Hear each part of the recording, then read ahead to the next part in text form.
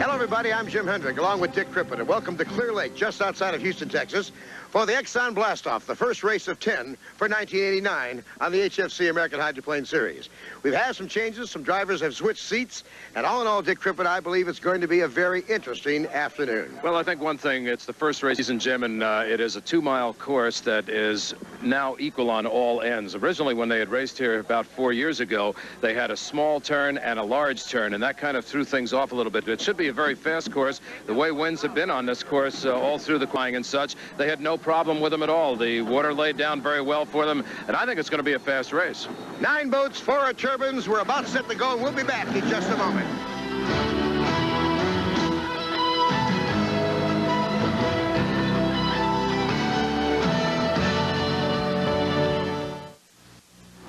Lots of activities in the pits here in Houston, Texas. The team's getting ready to go. Jim Hendrick is with Steve Womer to find out about his new exciting boat. Well, the Winston Eagle team down in the pits is ready to go. The owner of the team, Steve Womer, has a surprise come Miami, the next race, a brand new boat. Well, we there in Miami. We're a little short on testing time in Seattle before this race, so we thought our best chances were in the old boat. And today, right after the race, we'll be heading back to Seattle for some extensive testing. And if everything proves out the way we think it will, we'll be in Miami with a brand new Winston Eagle. All right, now, of course, the chauffeur this boat before. You think it's ready for today's race? Oh, we're definitely ready for today's race. We got 3 good bullets and 1 heck of a driver, and the Winston Eagle's ready to scream. Well, we have to watch that boat closely, but Steve is not the only one excited about his boat this year. Mike Hansen is too. Last year in San Diego, California, spectacular simultaneous flip. Miss Madison on the right side of your screen, flipping with Circus on the left. It put both boats on the shoreline for the rest of the season. But the townspeople of Madison got together, had fundraisers. They've got the boat back to race. It's great. It's a little bit of pressure before. I'm used to just pleasing one owner. Now I got 13,000 of them. You know, I mean, know half of them. So it's neat. It's neat to know that a whole city is backing you 100%, and you got the whole set from Madison and Detroit backing us, and it's a real neat deal. The weather conditions here at Clear Lake outside of Houston, 84 degrees, light winds out of the south at 10 miles an hour. Not much rain, Dick. It's a good day for the race. And the humidity will play very much into the favor of the big engines as they get ready to go here on Clear Lake. Let's go to the lineup for Heat 1A. Oh boy, Oberto, the U2 George Woods Jr. will be driving that boat.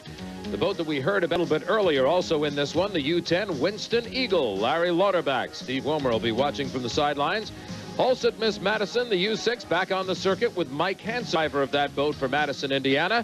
Cooper's Express, Mitch Evans, driving for Ed Cooper Sr. And this crowd is ready to see some good unlimited hydroplane racing action on Clear Lake. One of the boats, the George Woods Jr., the boat owned by Jim Harvey. George has done an excellent job for the Old Boy Oberto, and it's a real good marriage and relationship, and we work well together. And you are really the thunder of the Thunderboats because you're the loudest boat on the circuit. Oh, so far this week it's been the loudest one here. And the Exxon Blastoff is about to take place. Come around corner number 4, down to the start deck, and it looks like the Old Boy Oberto is going to hit it right on the nose. Oh boy, Oberto in lane 2. Lane 1 is the Cooper's Express. Lane 3, U10 Winston Eagle. And lane 4, the Hulsett Miss Madison. Good stuff going. Oh boy, Oberto with George Woods Jr. takes it right out into the lead as he goes down into the first turn. Oh boy, Oberto has a man. He gets his first baptism of fire of 1989. George Woods, a one-time Rookie of the Year, leads the short way around the course here in lap number 1. Stop. We're at Clear Lake, Texas, just outside of Houston, and we haven't been here since 1984. It's good for these guys to get back out here, too. They really like this, and it's an interesting mix of water out here. It's called Brack water, a little bit of salt in there and a lot of fresh, so it's a combination. We don't know if that's going to cause a problem for the turbines or not. Second place boat right now, Mitch Evans in the Cooper's Express, and this is the boat he's chasing, the big rooster tail of Oh Boy Oberto. His boat driven by George Woods Jr. And about a 3.5-second lead now for Oh Boy Oberto with Woods, with the second place Mitch Evans in the Cooper's Express, a father and son will, Ed Cooper Sr. and of course Ed Cooper Jr. Oh Boy Oberto coming right at our cameras in lane, taking it wide. Hayes completed his first lap. He's on his second, 118.479, so he's not really pushing it too hard. Well, he doesn't have to. His next competition is behind him by, as you said, about 3.5 seconds, so he's just holding him off the hip right at the George Woods Jr. wants to save that engine for a little bit later in the day. He'll have plenty of competition going. There's a good shot of Mitch Evans' boat, Cooper's Express. You can see the shoot by on your picture there. They are not running well in that boat at the moment. Mike Hansen trying to get a little bit extra power to it. But Evans and his up in second. There's Miss Madison, Mike rival of the city of Indy. They're very proud of this. As a matter of fact, kind of interesting, they have not really seen this boat race because it did not debut until after the Madison race. So this year when we go to Madison, Indiana, it'll be the first time for that city to see that boat in actual race competition. And Mike Hansen, of course, is having the ride for the second time because he did take one race last year. That was in Seattle. He raced for the Holset Miss Madison in Seattle. There's our leader, 119.205, his fastest lap number 2, according to our Zenith data system. George Woods Jr. and oh boy, Oberto having a good ride out there. Boy, this is a nice way to start the season, too, no question. Get out in front and just have yourself a nice Sunday afternoon ride in Houston, Texas. Enjoy the fine fans who are certainly out there behind these boats, and a lot of them out there, a couple 100,000, it appears.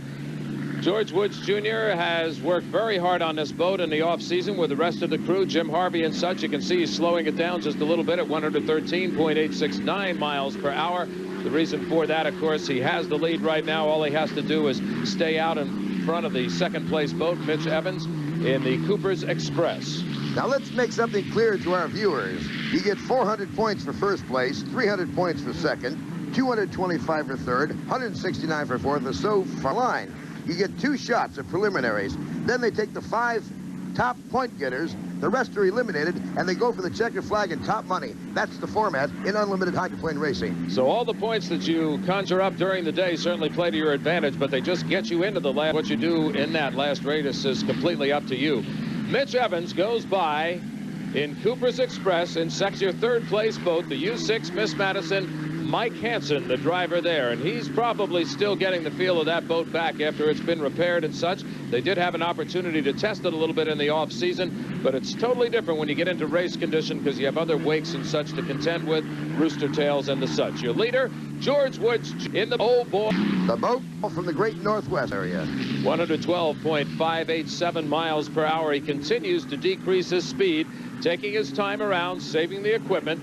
There are no turbines that are competing against him in this field. We had hoped that the Winston Eagle would be in it, but that boat did not start earlier, so that it is not in the race. Right now, he is hoping to just hold that oh boy Oberto in there, save the engine, and later on have it ready to pop when he's got some very strong competition from not only this boat, Mitch Evans and the Cooper's Express, but the turbine field that's here also. Our lead boat is down into corners number 3 and 4. Here he comes, George Woods Jr. The completion of Heat 1A is imminent. George wins his first time out in 1989. That's got to make that crew very happy. Jim Harvey and his group worked very hard on this boat in the off-season to get those big engines turning. They'd hoped maybe they'd go to a turbine this year. They were not able to do so, but George Woods Jr. still comes home with first place in the first race of the new year. Second place will go to Mitch Evans in Cooper's Express. There he is coming home right now for second place. Third place in the field will be the Holset Miss Madison, the first start of the new year for Mike Hansen aboard the Miss Madison boat. George Woods Jr., if you look closely in that cockpit, you may see that ear-to-ear smile that I'm sure he's wearing with his first win of the year. We'll be back to meet with George Woods Jr., the winner of Heat 1A, and we'll also take a look at a shiny new lady in just a moment.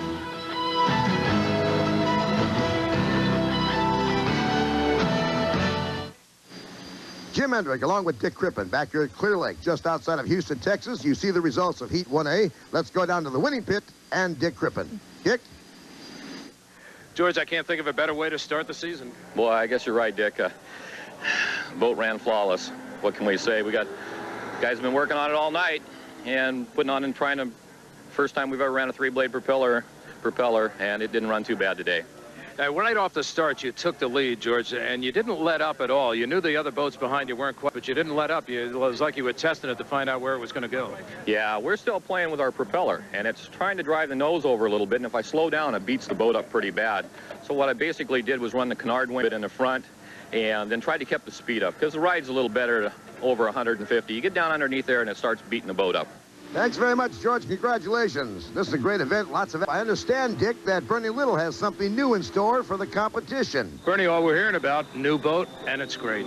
Yeah, it really is, Dick. The crew, just did an outstanding job getting the new Miss Budweiser together, and Jim laying off for last year, went out 80 mile an hour off of the world record and out in his first and second run with it. So we're real pleased, and we ran about 3 times yesterday. We'll run another couple times today, and everything gets a little better and a little better.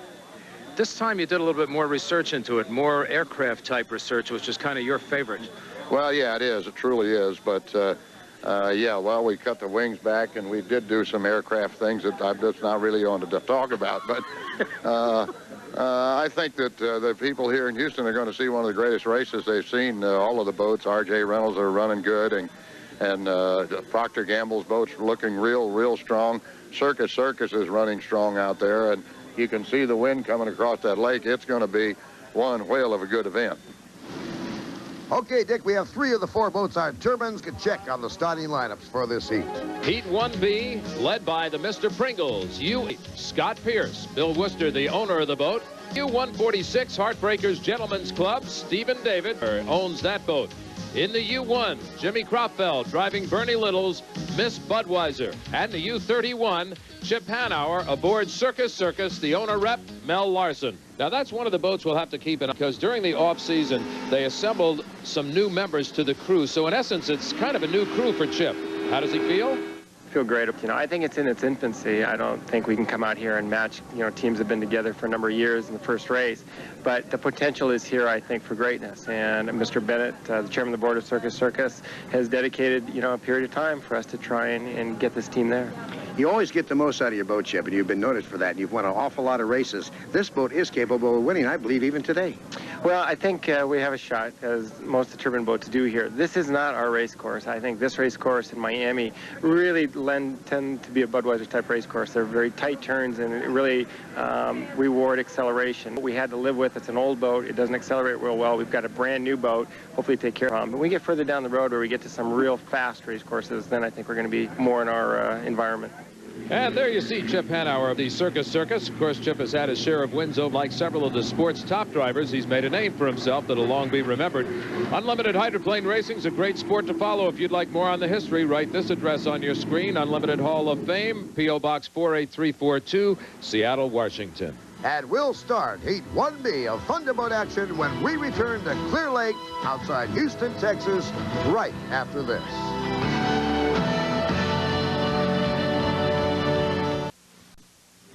We're ready to go with the Exxon Blastoff Heat 1B. 3 of the 4 boats as the clock winds down, Dick. We're looking out on the field now. The Miss Budweiser, Jimmy Kropfeld in lane 1. There you see the clock ticking down the final seconds to the start of this race. Circus, lane 2. Chip Hanauer. Scott Pierce in the Mr. Pringles boat in lane number 3. And lane 4 is the Gentlemen's Heartbreak Club.